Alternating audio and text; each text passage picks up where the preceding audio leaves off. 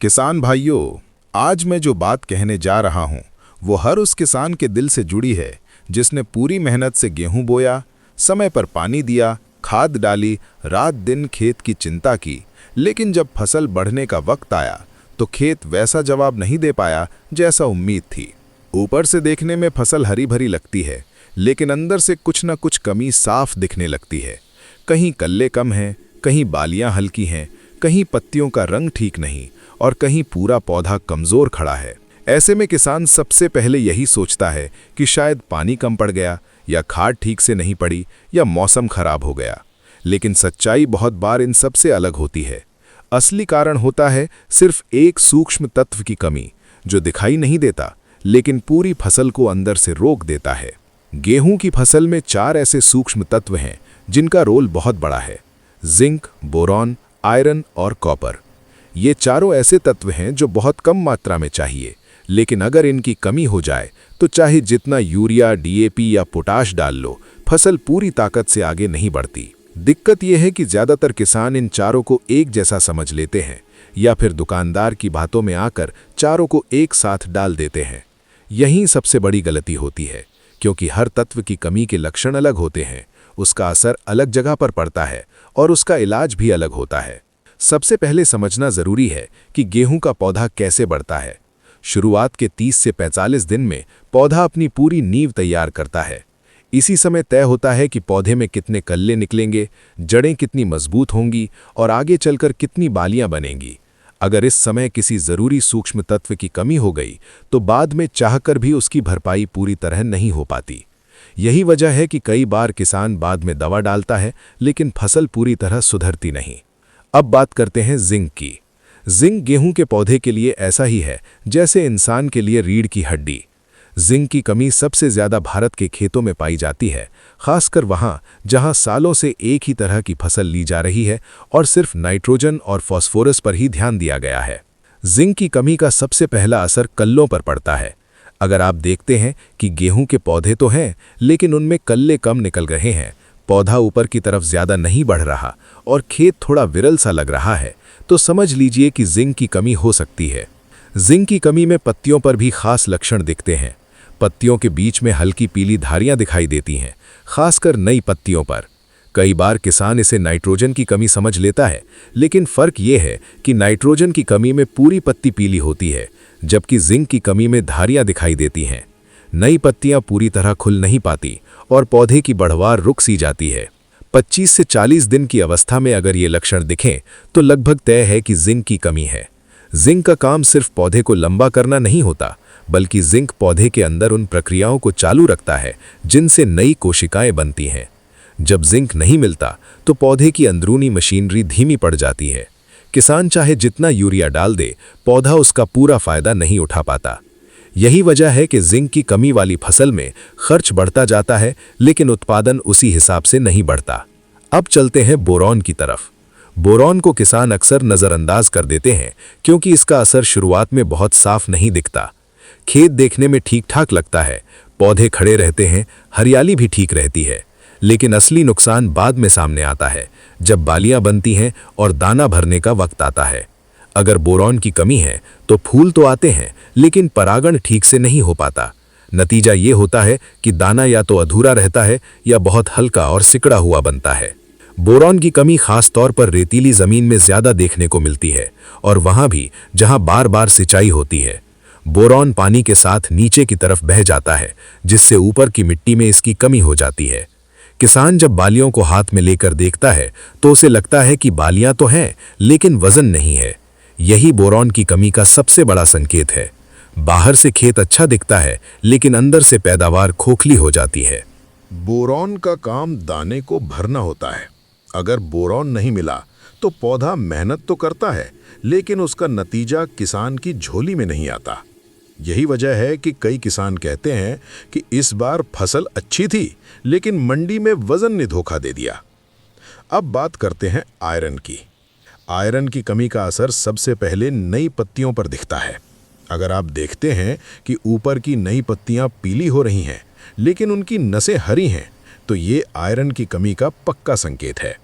Iron का सीधा संबंध फोटोसिंथेसिस से है। जब आयरन की कमी होती है तो पौधा सूरज की रोशनी का सही इस्तेमाल नहीं कर पाता। नतीजा ये होता है कि पूरी फसल बीमार सी लगने लगती है। आयरन की कमी अक्सर क्षारीय मिट्टी में ज़्यादा देखने को मिलती है। जहां मिट्टी का पीएच ज़्यादा होता है वहां आयरन मिट्टी में होते हुए भी पौधे को उपलब्ध नहीं हो पाता। किसान सोचता है कि आयरन तो मिट्टी में है, फिर कमी क्यों? लेकिन सच्चाई ये है कि पौधे को वही आयरन मिलता है जो घुलनशील रूप में हो। जब आयरन नहीं मिलता तो पत्तियां पीली पड़ जाती हैं और पूरी फसल की ताकत कम हो जाती है। अब आखिरी तत्व है कॉपर। कॉपर की कमी सबसे कम पहचानी जाती है, लेकिन इसका नुकसान भी कम नहीं होता। कॉपर की कमी में पौधा अंदर से कमज़ोर हो जाता है, तना मजबूत नहीं बन पाता, जिससे पौधा हवा या हल्की बारिश में भी झुक जाता है। पत्तियों के सिरे सूखने लगते हैं और बालियां पूरी तरह खड़ी नहीं रह पाती। कई बार बीज की गुणवत्ता भी गिर जाती है, जिससे अगली फसल पर भी असर पड़ता है। ये चारों तत्व अलग अलग काम करते हैं और इनकी कमी के लक्षण भी अलग होते हैं।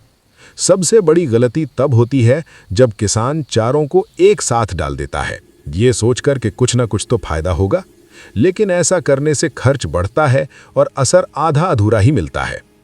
भाग 2। अब जरूरी है कि किसान भाई ये समझें कि सही पहचान कैसे करें। खेत में खड़े होकर सिर्फ ऊपर से देखने से पूरी कहानी समझ में नहीं आती। हर लक्षण को ध्यान से देखना पड़ता है। अगर कल्ले कम हैं और पौधा बढ़ नहीं रहा तो पहला शक जिंक पर जाता है। अगर खेत हरा है लेकिन बालियां हल्की हैं तो बोरॉन की तरफ देखना चाहिए। अगर नई पत्तियां पीली हैं और नसें हरी हैं तो आयरन की कमी समझनी चाहिए। और अगर पौधा कमज़ोर है, झुक रहा है, तो कॉपर की कमी हो सकती है। किसान को यह भी समझना होगा कि सूक्ष्म तत्व दवा की तरह होते हैं। सही मात्रा, सही समय और सही तरीके से डालना बहुत ज़रूरी है। ज़्यादा डालना भी नुकसान कर सकता है। कई बार किसान सोचता है कि अगर थोड़ी दवा से फायदा है तो ज़्यादा से और ज़्यादा फायदा होगा, लेकिन सूक्ष्म तत्वों के मामले में ये सोच गलत है। ज़्यादा मात्रा में डालने से पौधे पर उल्टा असर पड़ सकता है। समय की बात करें तो जिंक का असर शुरुआती अवस्था में सबसे ज़्यादा होता है। बोरॉन का असर फूल और दाना बनने के समय होता है। आयरन की कमी किसी भी समय दिख सकती है, लेकिन ज़्यादातर शुरुआती बढ़वार में नजर आती है। कॉपर की कमी भी धीरे धीरे सामने आती है। इसलिए हर तत्व का अपना समय और महत्व है।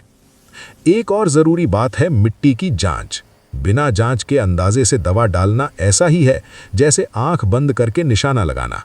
मिट्टी जांच से पता चलता है कि किस तत्व की कितनी कमी है। इससे किसान का पैसा भी बचता है और फसल को सही पोषण भी मिलता है। कई किसान ये भी कहते हैं कि हमने पिछले साल सूक्ष्म तत्व डाला था, फिर इस साल कमी क्यों आ गई?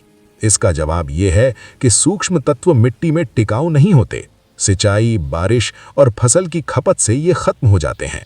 इसलिए ज़रूरत के हिसाब से इनका इस्तेमाल करना ज़रूरी है। अब सवाल ये है कि किसान को सबसे पहले क्या करना चाहिए? जवाब सीधा है, खेत के लक्षणों को समझिए, जल्दबाजी में फैसला मत कीजिए और एक साथ सब कुछ मत डालिए। सही एक तत्व चुनिए और उसे सही तरीके से डालिए। जब सही तत्व मिलेगा तो पौधा खुद जवाब देगा। अब बात करते हैं उस सोच की जो किसान को नुकसान से मुनाफे की तरफ ले जाती है। आज का किसान मेहनती है, लेकिन जानकारी की कमी में कई बार गलत फैसला कर बैठता है। दुकानदार की बात, पड़ोसी की सलाह या पुराने अनुभव के भरोसे अगर फैसला लिया गया तो हर बार फायदा नहीं होता। बदलते मौसम और बदलती मिट्टी के साथ खेती के तरीके भी बदलने पड़ते हैं। सूक्ष्म तत्वों की खेती में भूमिका आने वाले समय में और बढ़ने वाली है। जमीन पर बोझ बढ़ रहा है, उत्पादन की मांग बढ़ रही है, लेकिन जमीन की ताकत सीमित है। ऐसे में संतुलित पोषण ही एकमात्र रास्ता है। जिंक, बोरॉन, आयरन और कॉपर कोई फालतू खर्च नहीं है, बल्कि ये उस मेहनत की सुरक्षा है जो किसान पूरे सीजन करता है। किसान को ये समझना होगा कि सही जानकारी ही असली खाद है। जब सही जानकारी होगी तो खर्च कम होगा, पैदावार बढ़ेगी और किसान का भरोसा खेती पर बना रहेगा। गलत फैसले से नुकसान होता है, लेकिन सही फैसले से वही खेत सोना उगलता है। अगर किसान आज ये सीख ले कि हर समस्या का इलाज अलग होता है तो उसे कोई बहका नहीं सकता, न दुकानदार, न विज्ञापन, न अफवाह। जब किसान खुद समझदार बनेगा तभी उसकी फसल भी मजबूत बनेगी। अंत में बस यही कहना है कि अपनी फसल को ध्यान से देखिए। वो खुद आपको बता देगी कि उसे क्या चाहिए। बस ज़रूरत है समझने की, सही पहचान करने की और सही समय पर सही कदम उठाने की। यही समझ आपको नुकसान से बचाकर मुनाफे की तरफ